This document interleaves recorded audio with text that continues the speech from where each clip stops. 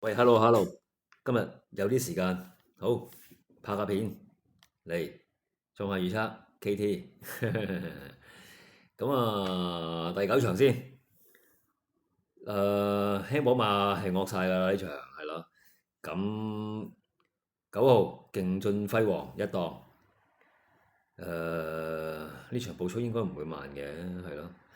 咁佢都唔會太慢嘅，步速快冇得頂啦。三甲應該穩陣咯，當然對手好強啊，好似7號燈膽將軍，佢如果跑出水準，佢都係佢惡噶啦，係咯。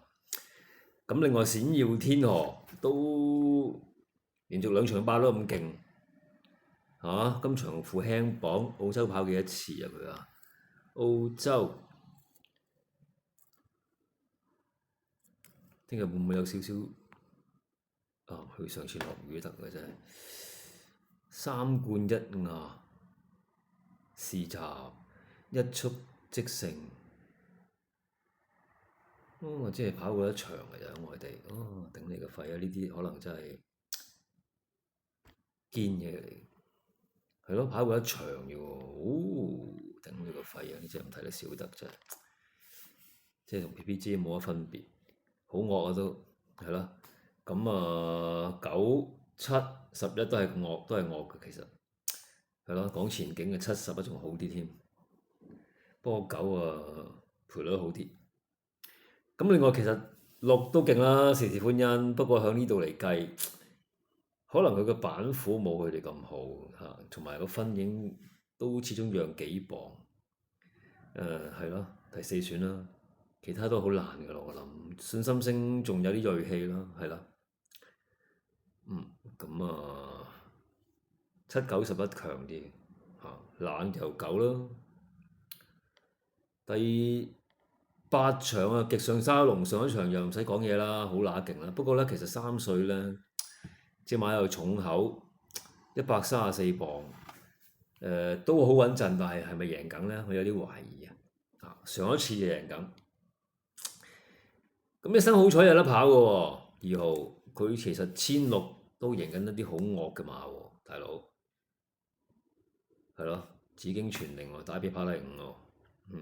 當安都冇到，係咯，拉士做幾多啊？22秒36嘅拉士啊，跑1600，係咯，所以其實佢都唔輸蝕㗎，咬住你如果步速快。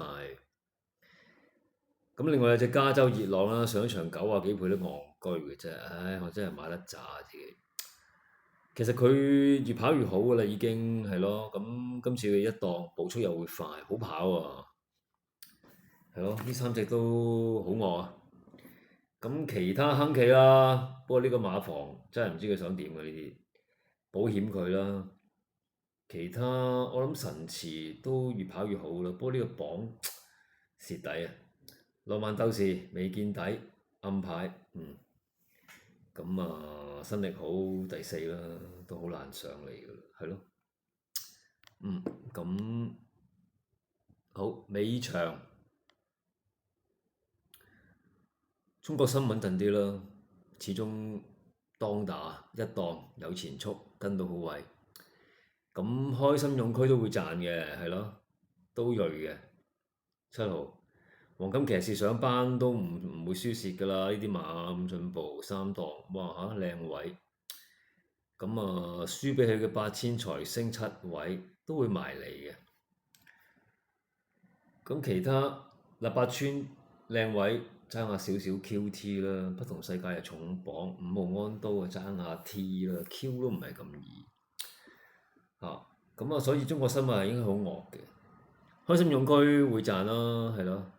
黃金騎士上嚟又惡啦，都係呢3隻惡啲，係咯。跟住先至八村啊、8000財星嗰啲咯，金梅千歲有得追下嘅。其實10號都有得追嘅。巴閉仔係咯，冷門嚟嘅，呢啲 T 啊、4啊咁都係冷門嚟嘅。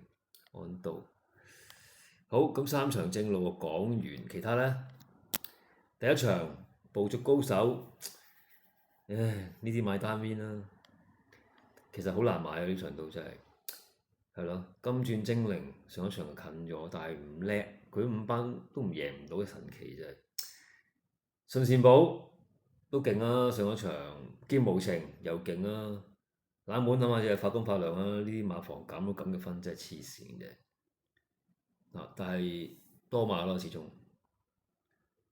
第二場龍奧凌羅應該都穩陣嘅三甲要追，不過繼往開來近過龍城強將勁嘅森林之王宿情，咁盛世威風陣文武全能追得近過。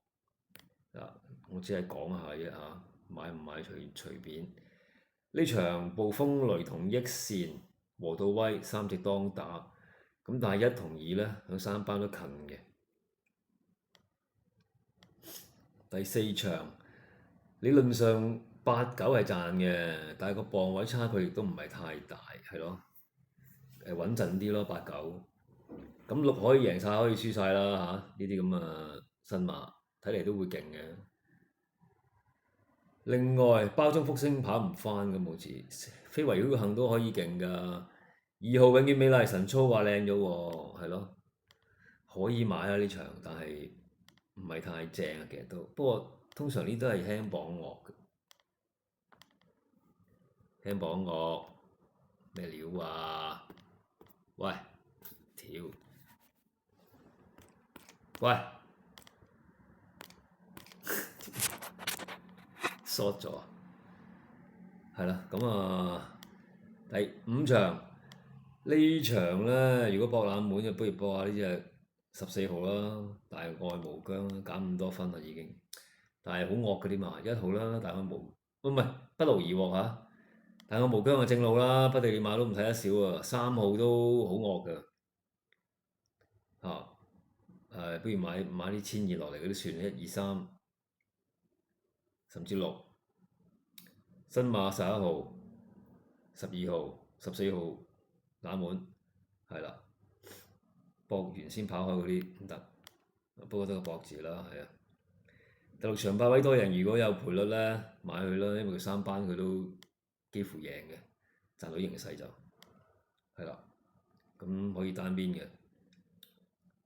男神就穩陣啲，咁線路萬里都 OK，馬上贏，勁勇黃區，爆竹，爭王呢啲範圍咯。呢場都複雜，奇異歡聲可能係幾好嘅，始終反彈，不過好多有幾多新馬係咯。OK 算，咁聽日8、9、11呢係重心啲㗎啦。極上沙龍一身好彩，加州熱浪保險下啲亨奇浪漫鬥士。第9場勁進輝煌冷冷地，燈膽將軍閃耀天河正路啦，兼顧下時時歡欣啦，信心星都勉強可以兼顧嘅。尾場中國心硬淨賺嘅係開心勇區黃金騎士，係啦，咁臘八村同安都會近嘅，我相信。咁巴比仔都係近嘅，可能呢啲冷門嚟，係咯，8000財星甚至金梅千歲，係咯，補充唔會快嘅，係咯，好難追我諗。OK，講晒，再嚟。